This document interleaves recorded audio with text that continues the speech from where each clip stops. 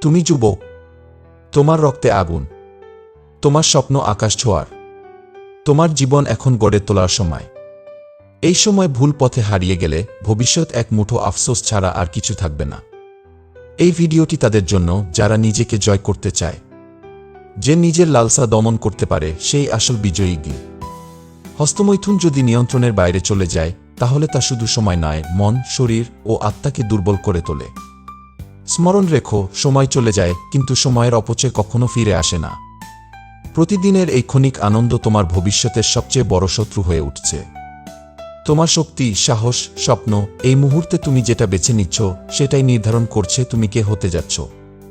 যে নিজেকে ভালোবাসে সে নিজের শরীরকেও সম্মান করে।